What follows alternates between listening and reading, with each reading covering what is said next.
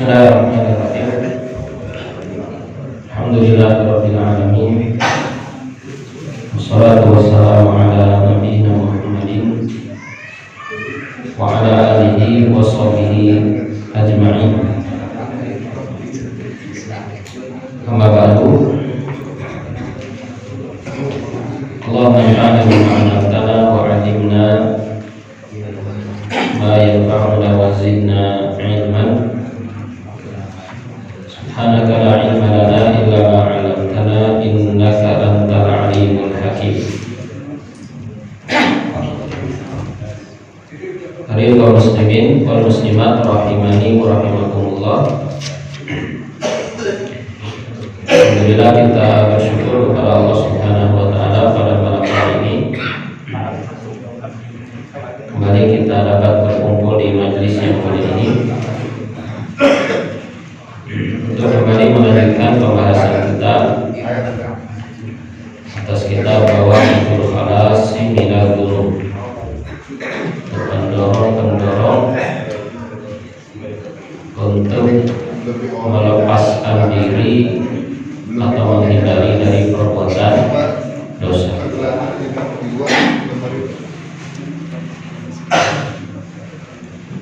Nah, dan terakhir kita telah membahas poin yang ketiga. Maka pada malam hari ini kita akan membaca poin berikutnya, yaitu poin yang keempat. Qala Imam Ibnu Qayyim rahimahullah. Imam Ibnu Qayyim rahimahullah berkata, Ar-Rahimu yang keempat, Mashhadul Ghadabi wal Intiqami. Mashhadul Ghadabi wal Intiqami itu kesadaran tentang kemarahan dan kemurkaan Allah Subhanahu wa ta'ala. Kesadaran tentang marahnya Allah, murkanya Allah Subhanahu wa ta'ala kepada orang yang bermaksiat kepadanya. Bahwa Allah Subhanahu wa ta'ala itu marah, Allah Subhanahu wa ta'ala itu murka, Allah Subhanahu wa ta'ala itu dapat menurunkan siksa, menimpakan azab. Allah Subhanahu wa ta'ala itu maha membalas perbuatan hamba-hambanya.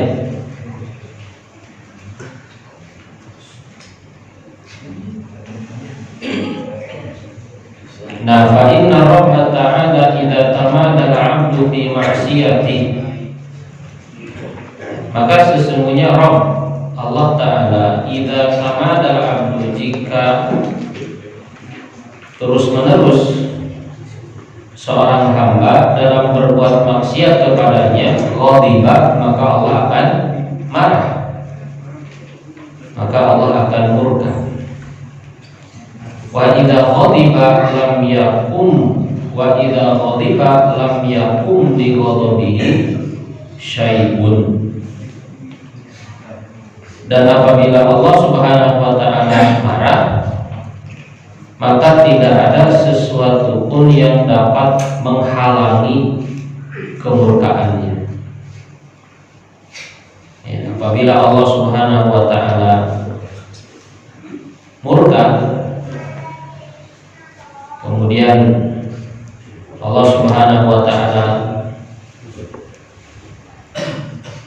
karena kemurkaannya itu yang membalas seorang hamba, memberikan hukuman kepada seorang hamba, menimpakan azab misalnya kepada seorang yang durhaka kepadanya, maka tidak ada yang bisa menghalanginya, tidak ada yang bisa mencegahnya, tidak ada yang bisa melawannya. Wa idza ghadiba lam yakum li ghadabihi syai'un fadlan an hadzal 'abdi dhaif. Terlebih lagi terlebih lagi hamba yang dhaif ini, ya, apalagi ya kita sebagai hamba yang lemah, yang dhaif, yang penuh dengan kekurangan, tentu tidak akan mampu untuk menghalangi, mencegah kemurkaan Allah Subhanahu wa ta'ala. Dan hadis dimuliakan Allah Subhanahu wa ta'ala, ghadab, marah atau murka, ini termasuk di antara sifat Allah Subhanahu wa ta'ala, ya. Allah itu marah, Allah itu juga mencintai, Allah itu juga meridhoi. Ini semuanya di antara sifat-sifat Allah yang Allah Subhanahu wa ta'ala tetapkan untuk dirinya di dalam Al-Quran. Dan banyak ayat dalam Al-Quran yang menyebutkan tentang sifat ini. Di antaranya sifat murka. Di antaranya firman Allah Subhanahu wa ta'ala tentang Bani Israil, innal ladzina ittakhadhu al-'ijla sayanaluhum ghadabun min rabbihim wa dhillatun fil hayatid dunya wa kadzalika najzil muftarin.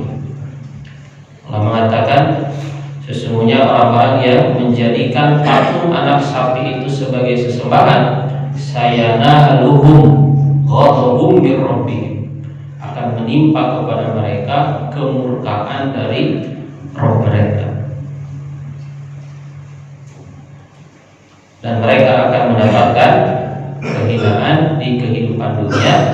Begitulah kami membalas orang-orang yang berdusta. Nah, di sini dikatakan ghadabun min rabbihim, kemurkaan dari Rabb mereka. Ketika firman Allah Subhanahu wa ta'ala, kulu min thayyibati ma razaqnakum wa la taghaw fihi wa la taghaw fihi fayahilla 'alaikum ghadabi wa man yahlil 'alaihi ghadabi faqad hawa. Dan makanlah olehmu yang baik-baik dari apa yang telah kami rizkikan kepadamu, dan janganlah kamu melampaui batas. Janganlah kamu melampaui batas dengan memakan makanan-makanan yang haram, atau mengambil sesuatu yang diharamkan oleh Allah, atau tidak bersyukur kepada Allah, kufur kepada nikmat Allah. Fayahillu 'alaikum ghadabi, sehingga kemudian menimpa kepada kalian kemurkaanku, kata. Wa may yahlil 'alaihi ghadabi faqad hawa, dan siapa saja yang menimpa kepadanya kemurkaanku, maka sungguh dia akan binasa. Sungguh dia akan binasa, atau dia terjerumus ke dalam neraka.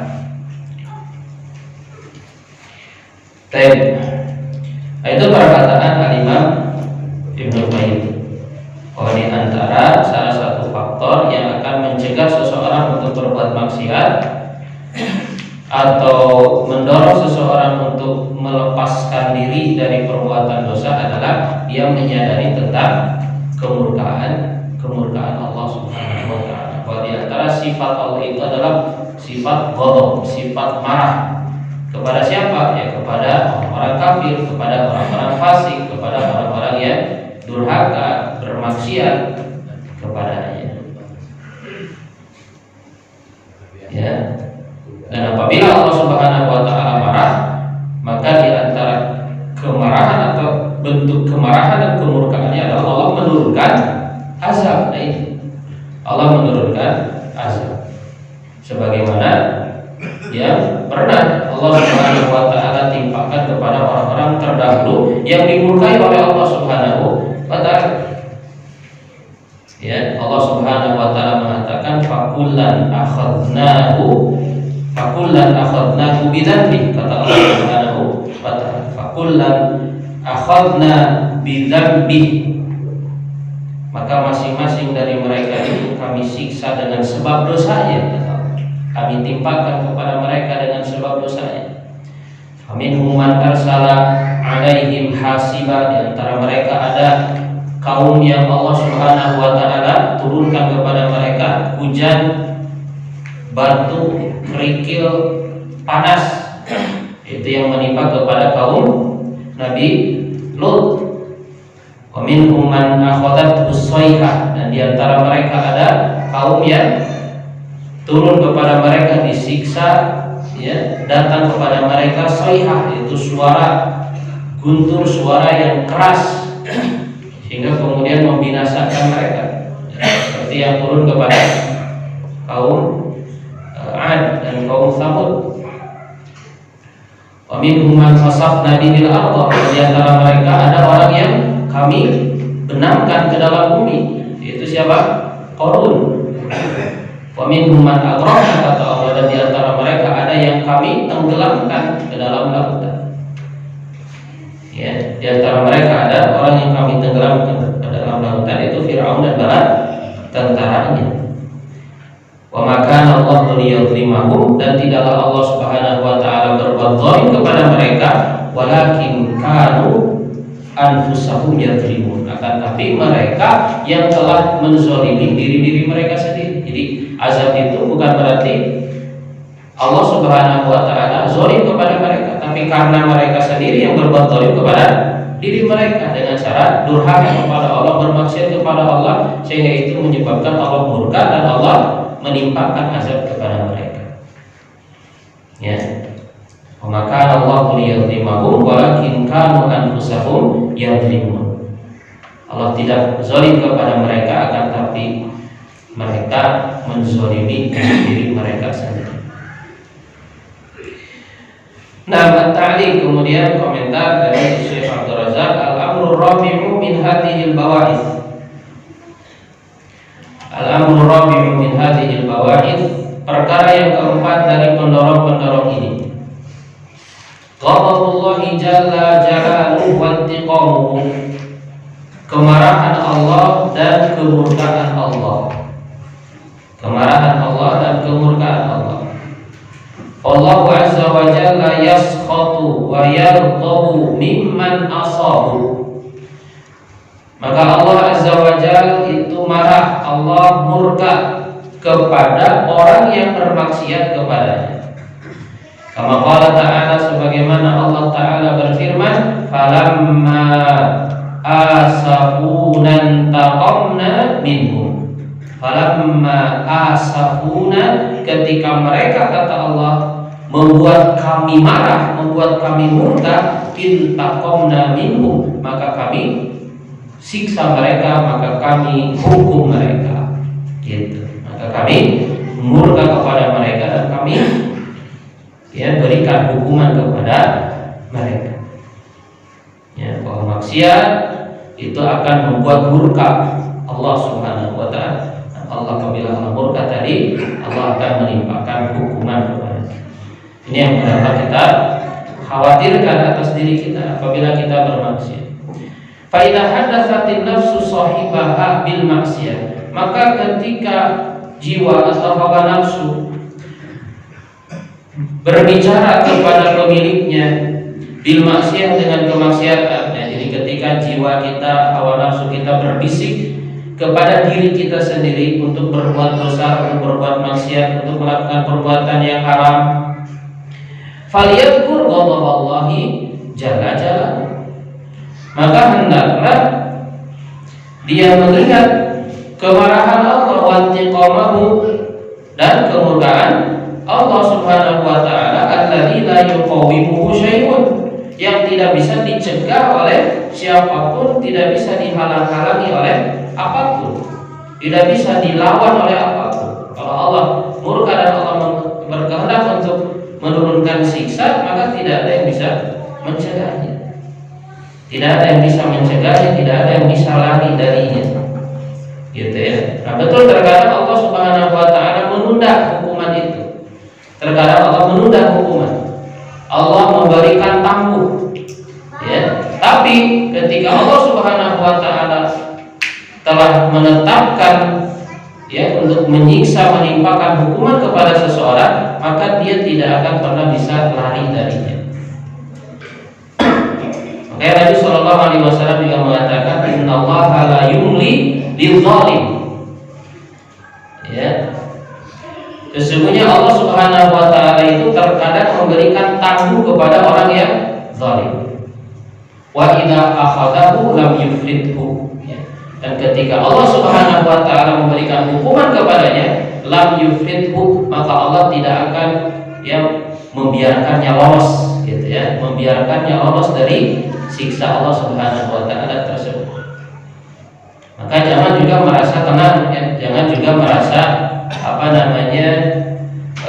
baik-baik saja ketika kita bermaksiat, kemudian kita merasa tidak diazab oleh Allah, kita merasa tidak dihukum oleh Allah Subhanahu Wa Taala.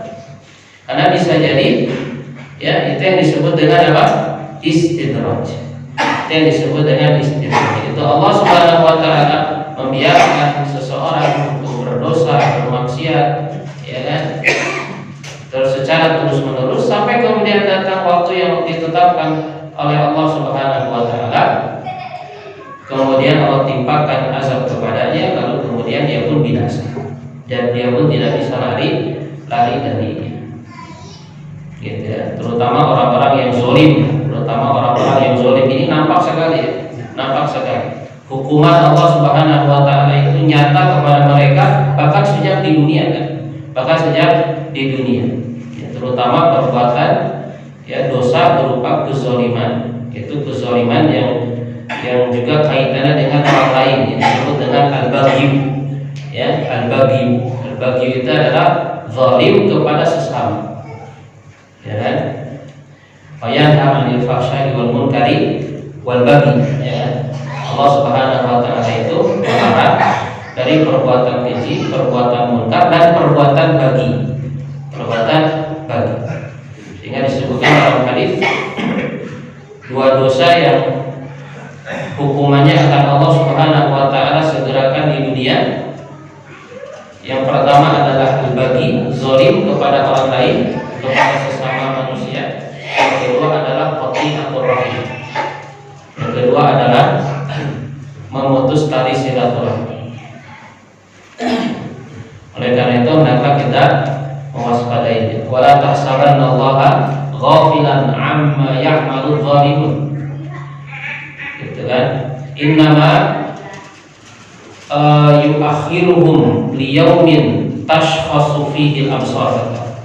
Jangan sekali-kali kamu mengira Allah lalai dari apa yang diperbuat oleh orang-orang yang zalim itu. Jangan sekali-kali kamu mengira Allah membiarkan orang-orang zalim itu melakukan perbuatannya. Sesungguhnya Allah itu hanya menunda untuk mereka, ya, untuk suatu hari yang pada hari itu akan terbelalak mata mereka ketika mereka mendapatkan siksa dari Allah Subhanahu Wa Taala. Nah, dan hadis diriwayatkan oleh Allah Subhanahu Wa Taala, hukuman yang Allah Subhanahu Wa Taala timpakan kepada seseorang karena perbuatan maksiat juga tidak mesti hukuman itu dalam bentuk hukuman yang nampak, hukuman yang mungkin bersifat fisik atau material, gitu ya. Hukuman itu juga bisa berupa hukuman batin. Ketika seorang bermaksiat, kemudian hatinya menjadi tidak nyaman, hatinya menjadi tidak enak, hatinya menjadi kemudian merasakan kegelisahan. Itu termasuk di antara hukuman juga, termasuk di antara hukuman yang Allah Subhanahu Wa Taala berikan kepada seseorang. Nah, makanya Imam Ibnu Qayyim itu juga menyebutkan puluhan akibat dari perbuatan dosa dan maksiat. Hukuman betul-betul hukuman yang Allah timpakan kepada orang yang berbuat dosa dan maksiat. Dalam kitabnya ada dawa. Antaranya itu rusaknya hubungan antara kita dengan Allah, sehingga ketika kita berhubungan dengan Allah, ketika kita beribadah itu tidak terasa nyaman, tidak terasa nikmat. Itu juga hukuman. Makanya salah seorang sahabat pernah ditanya, ya, oleh seseorang, kalau nggak salah Sufyan ats-Tsauri atau siapa, Nah, seorang mengatakan aku bermaksiat tapi tidak terjadi apa-apa kepadaku. Kemudian dia mengatakan yang intinya, ya kan? Bukankah kamu ketika beribadah, ketika sholat kamu merasa tidak khusyuk, kamu merasa tidak nikmat, gitu kan? Maka itu juga termasuk hukuman yang Allah Subhanahu wa taala berikan. Gitu kan? Dan sebetulnya dosa yang kita lakukan berikutnya setelah kita berdosa itu juga hukuman. Itu juga hukuman.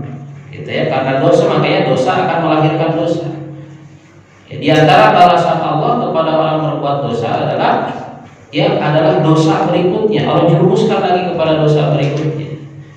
Ya kan? Kemudian jerumuskan lagi kepada dosa berikutnya dan begitu seterusnya.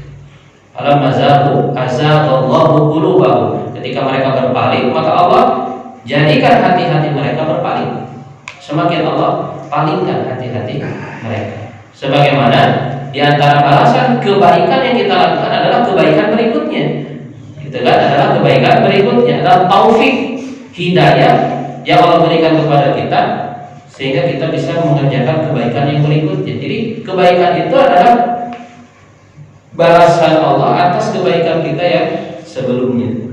Makanya kebaikan itu akan melahirkan kebaikan. Bagaimana dosa juga akan melahirkan dosa yang Nah, Allah Ta'ala yaqul, dan Allah Ta'ala berfirman, wa may yahlil 'alaihi ghadabi faqad hawa. Ini ya, tadi ayat yang tadi.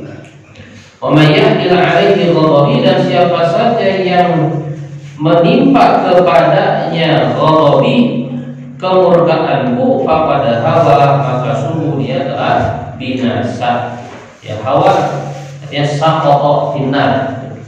Sebagian tafsir dikatakan faqad hawa, maksudnya adalah saqata finnar, itu terjerumus ke dalam siapa saja ya menimpa kepadanya kemurkaanku, maka dia akan terjerumus jatuh ke dalam neraka.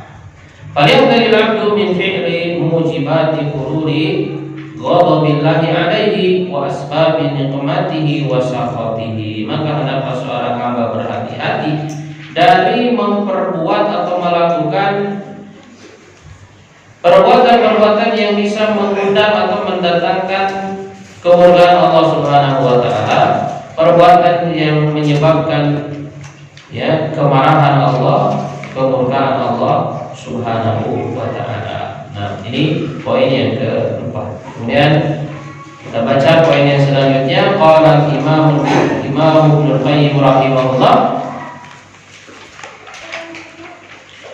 Imam Ibnu Qayyim rahimahullah mengatakan al-khamisu, poin yang kelima. Masyhadul fawat, ya, masyhadul fawati, kesadaran tentang kehilangan. Kesadaran tentang kehilangan.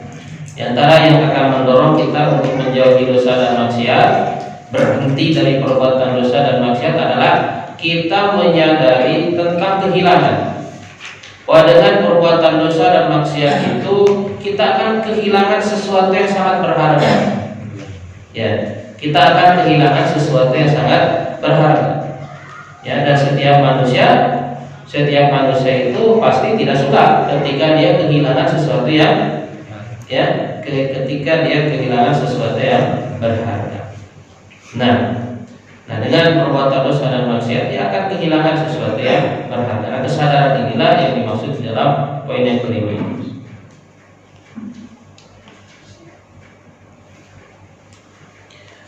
Wa ma yaqutuhu bil maksiat, itu apa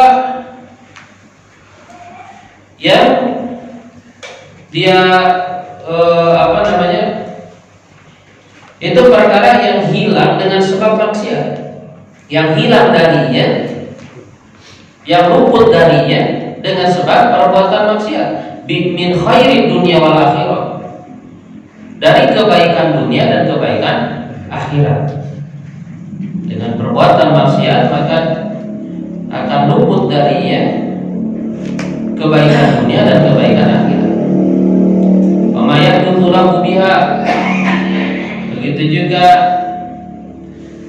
dan apa yang akan muncul terjadi lahu untuknya biha dengan perbuatan maksiat itu min kulli ismin madhmumin, dari setiap nama yang tercela. Jika seorang bermaksiat maka akan muncul penyebutan yang buruk untuknya, nama yang tercela untuknya. Ketika seorang berbuat maksiat maka dia jadi memiliki sebutan orang fasik misalnya, orang durhaka misalnya, gitu kan. Nah, jadi akan melekat kepadanya, akan muncul untuknya sebutan-sebutan yang tercela, aklan, baik secara akal, wa syar'an, secara syariat, wa urfan, secara adat. Wa tazulu anhu min al-asma'il mamduhah, dan ketika seorang bermaksiat akan hilang darinya dari nama-nama yang dari sebutan-sebutan yang terpuji, syar'an wa aqlan wa urfan, terpuji maksudnya secara syariat, secara akal dan secara adat. Nah, seseorang juga manusia pada umumnya menyukai sebutan-sebutan yang baik, ya kan? Menyukai sebutan-sebutan yang baik. Tentu kita suka kalau disebut orang soleh, orang beriman, orang bertakwa. Itu kan sebutan-sebutan yang mengandung pujian. Dan kita nggak suka kalau kita disebut munafik, disebut fasik, disebut ahli maksiat, gitu kan? Kita nggak suka. Disebut dengan sebutan-sebutan itu, dan kemaksiatan itu menyebabkan kita mendapatkan sebutan-sebutan tersebut, gitu ya. Dan kita kehilangan sebutan-sebutan yang terpuji. Wa yakfi fi hadzal masyhad, cukuplah dalam poin ini, dalam kesadaran ini, masyhadu fawatil iman, itu kesadaran tentang kehilangan iman. Kehilangan iman ini diantara yang kebaikan yang sangat berharga yang akan hilang, akan luput dari kita apabila kita berbuat dosa dan maksiat. Bahwa dengan perbuatan dosa dan maksiat maka bagian keimanan yang ada dalam diri kita akan hilang. Akan hilang. Alladzi adana mithqali dzarratin minhu khairun minad dunya wa ma fiha ad'afan mudha'afah.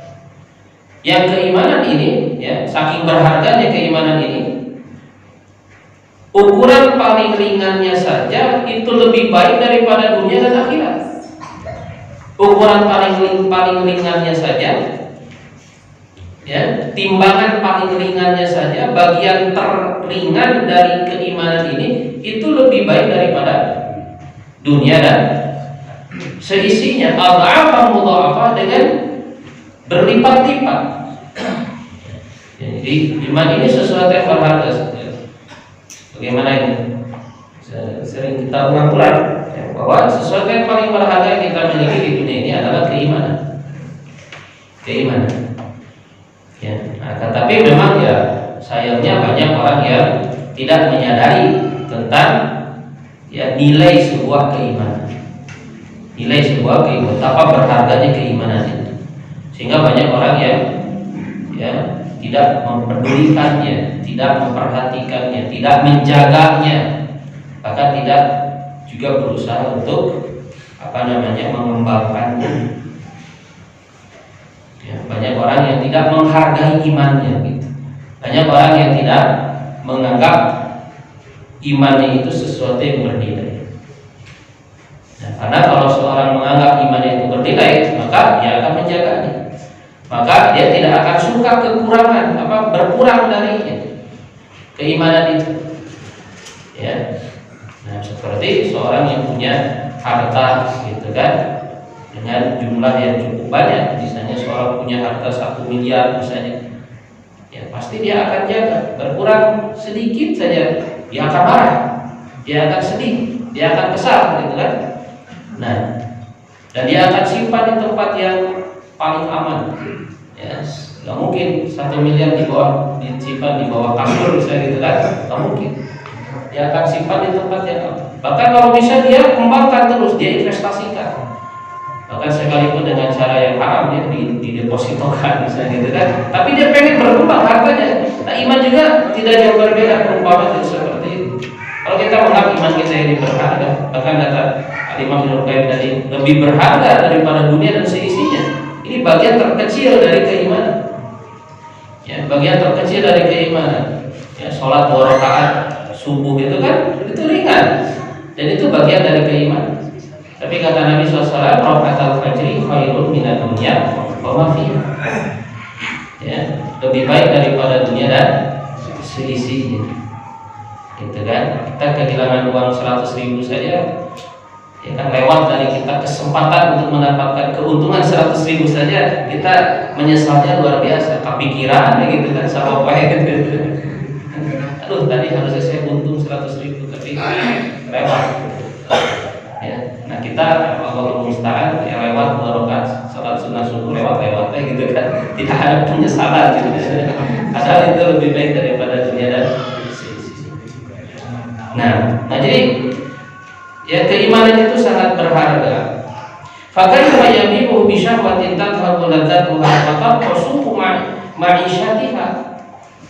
Maka bagaimana gitu kan seseorang itu justru menjual keimanannya, bagian dari keimanan itu dengan syahwat yang kelezatannya akan hilang. Maksudnya itu kan ya kelezatan itu sementara. Ya kan, kelezatannya hanya sementara, tidak selama-lamanya. Seorang ketika bermaksiat ya hanya sesaat saja dia merasakan kelezatan itu. Nah, bagaimana dikatakan berakal gitu ya orang yang menjual keimanannya dengan syahwat yang kelezatannya akan hilang, kemudian setelah itu dia justru mendapatkan kehidupan yang buruk. Ya, setelah itu justru dia mendapatkan kehidupan yang buruk. Ya, tadi dia menjadi gelisah, dia menjadi resah, dia menjadi tidak nyaman hatinya, ya, dan seterusnya. Gitu ya, tadhabu syahwat wa tabaqash syahwat. Syahwatnya sudah hilang, kelezatan syahwatnya sudah hilang, yang tersisa adalah ya kan keburukan. Yang tersisa adalah keburukan, kesialan gitu kan. Ya, kejelekan, ya, hal-hal yang tidak baik kira untuk kita. Tapi mungkin kita cukupkan dulu, insyaallah kita lanjutkan pada pertemuan yang akan datang. Cukup panjang. Sallallahu alaihi wasallam wa ala alihi wa sahbihi ajma'in.